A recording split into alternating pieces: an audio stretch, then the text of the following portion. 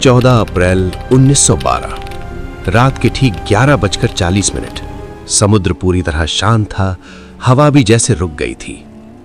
और तभी एक हल्का सा झटका लगा, इतना छोटा कि ज्यादातर लोगों ने उसे महसूस भी नहीं किया, लेकिन उसी एक झटके ने इतिहास की सबसे बड़ी समुद्री त्रासदी की शुरुआत कर दी थी। यह कहानी है उस जहाज की जिसे कभी डूब नहीं सकता कहा गया था, और फिर भी वो सिर्फ 2 घंटे 40 मिनट में समुद्र की गहराइयों में हमेशा के लिए खो गया। ये कहानी है आरएमएस टाइटैनिक की। 10 अप्रैल 1912 इंग्लैंड के साउथहैम्पटन से एक विशाल जहाज रवाना होता है। लोग उसे देखने के लिए दूर दूर से आए थे, क्योंकि ये सिर्फ एक जहाज नहीं था, ये एक चलता फिरता महल था, लगभग 269 मीटर लंबा, और अंदर हर वो सुविधा जो उस समय केवल अमीरों के पास होती थी। Luxury dining hall, swimming pool, gym और शानदार कमरे। इस जहाज को बनाया था व्हाइट स्टार लाइन ने, और दावा किया गया था कि यह जहाज इतना सुरक्षित है कि इसे अनसिंकेबल कहा जा सकता है, यानी कभी नहीं डूबने वाला। लेकिन कभी कभी इंसान का सबसे बड़ा भरोसा उसकी सबसे बड़ी गलती बन जाता है। टाइटैनिक पर कुल 2200 से ज्यादा लोग सवार थे।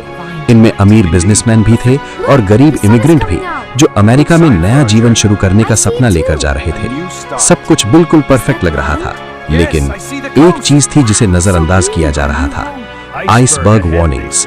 दिन भर कई बार संदेश आए थे कि आगे समुद्र में बर्फ के बड़े बड़े टुकड़े हैं, लेकिन जहाज की स्पीड कम नहीं की गई, क्योंकि कैप्टन एडवर्ड स्मिथ और क्रू को भरोसा था कि टाइटैनिक को कुछ नहीं हो सकता। और फिर आ गई वो रात, 14 अप्रैल।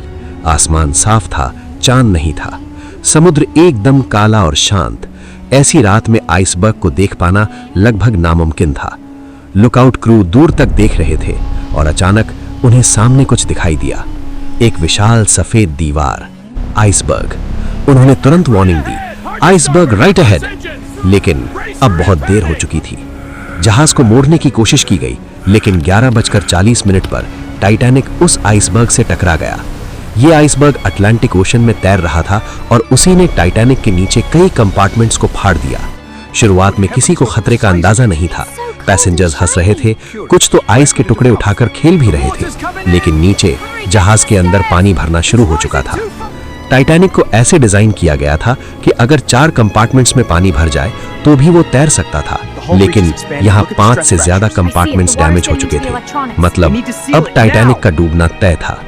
धीरे धीरे सच सामने आने लगा। लाइफ बोट्स तैयार की गईं, लेकिन एक और बड़ी गलती सामने आई। टाइटैनिक पर लाइफ बोट्स कम थी, इतनी कि आधे लोगों को भी बचाया नहीं जा सकता था। विमेन एंड चिल्ड्रन फर्स्ट, ये आदेश दिया गया। लोगों में डर फैलने लगा, पर फिर भी कई लोग आखिरी समय तक विश्वास नहीं कर पा रहे थे कि ये जहाज सच में डूब सकता है। जैसे जैसे समय बीत रहा था, टाइटैनिक आगे की तरफ झुकता जा रहा था। पानी तेजी से अंदर भर रहा था। बैंड के म्यूजिशियन अब भी संगीत बजा रहे थे ताकि लोगों का डर कम हो सके।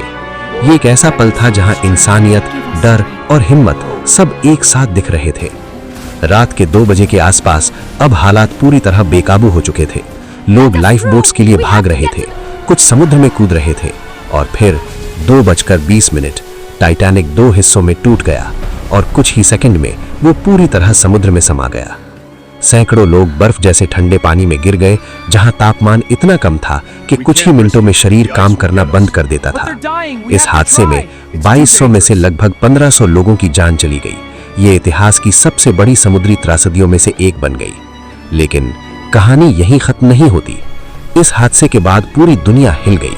समुद्री सुरक्षा के नियम बदले गए। अब हर जहाज पर पर्याप्त लाइफ बोट्स होना जरूरी हो गया। आइसबर्ग मॉनिटरिंग सिस्टम शुरू किए गए, और सबसे जरूरी ये समझ आया कि कभी भी किसी चीज को अजेय मत समझो।